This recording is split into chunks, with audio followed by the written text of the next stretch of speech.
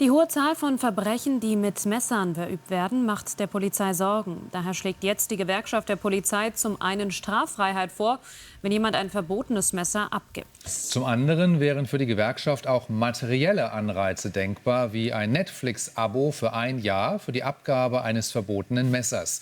Mehr Kontrollen könne die Polizei nicht leisten, heißt es. Dafür reiche das Personal nicht aus.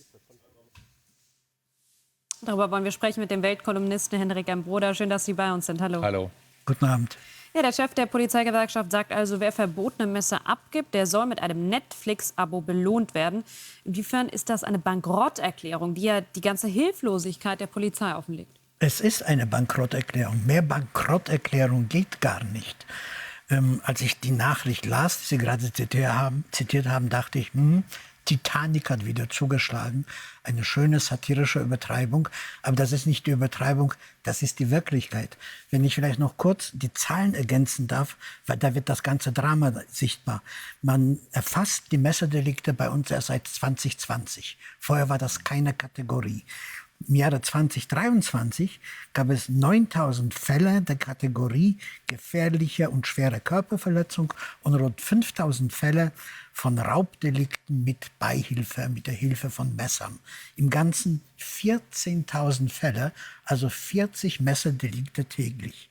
Übrigens, das Mitführen von Messern ist noch kein Straftatbestand, das darf man. Man geht heute nicht mehr ohne Messer. Das ist ein Accessoire wie Ihre Krawatte oder meine Brille. Zumindest in bestimmten Kreisen. In bestimmten Milieus, natürlich, aber die werden immer zahlreicher.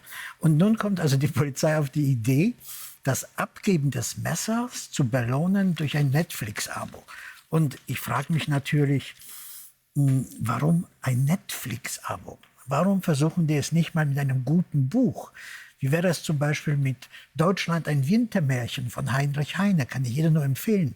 Oder in diesem Zusammenhang milieuadäquat die Strafkolonie von Franz Kafka. Ja, Aber ich das habe da eine müsste man ja Vermutung, lesen. warum man Das müsste man ja lesen. Ja, aber das ist doch der erzählerische Effekt. Und schauen Sie mal, wer einmal im Jahr ein Messer abgibt und dafür ein Buch bekommt, kann im Laufe von 10 Jahren eine kleine Bibliothek schon ansammeln. Also das darf man nicht übersehen. Aber ich glaube, das hat die Polizei so nicht gemeint. Ich glaube, die Polizei kopiert eine alte Nummer aus Corona-Zeiten. Vielleicht erinnern Sie sich, da gab es Kaufhäuser, die haben Impfungen angeboten. Und sie haben jedem, der sich impfen lässt, eine Bratwurst versprochen.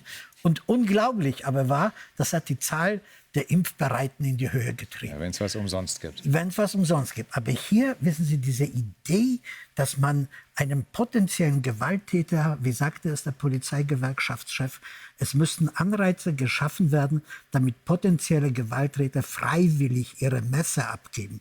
Aber diese Aktion könnte doch aber im Grunde auch nach hinten losgehen, das komplette Gegenteil erreichen.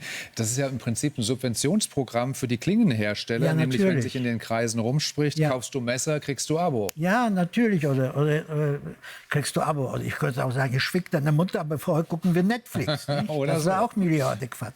Nein, das Ganze zeigt einfach nur, Sie haben es am Anfang gesagt, und das ist, glaube ich, der Kernbegriff, es ist eine Bankrotterklärung. Und was ich mich natürlich frage, als unbefangener, unbeteiligter Bürger, was kommt danach? Wenn jemand, sagen wir, seine Glock, also seine Pistole freiwillig abgibt, kriegt er dann vielleicht ein Abo in die Staatsoper? Das wäre doch nur Da gibt es angemessen. eine Urlaubsreise. Dann gibt es eine Urlaubsreise. Ja, auf die Malediven. Und wissen Genau. Sie, was mich angeht? Ich bin auf alles vorbereitet. Schauen Sie, ich habe ein Messer mitgebracht, das ich in meinem Besitz gefunden habe. Das ist aber ein Käsemesser. Ja, ich habe es vor Jahren bei Kempinski geklaut, als ich noch nicht bei der Welt war. Da habe ich mir Ausflüge in das richtige Leben erlaubt und geklaut. Ja, und ich bin bereit, dieses Messer abzugeben. Ich weiß nur noch nicht, was ich als Gegenleistung verlange. Ja, Zurzeit wie wär's denke mit ich, einem Weltabo? nein, das habe ich Haben ja Sie schon. schon, Das ja, wäre auch ich zu dachte, wenig. Nein, ich denke, wenn mir jemand einen Abend mit Nancy Faeser anbieten würde, Ui. wäre ich bereit, dafür das Messer zu opfern. Henrik M. Broder, vielen Dank für dieses Gespräch. Dankeschön. Dankeschön. Ich danke Ihnen.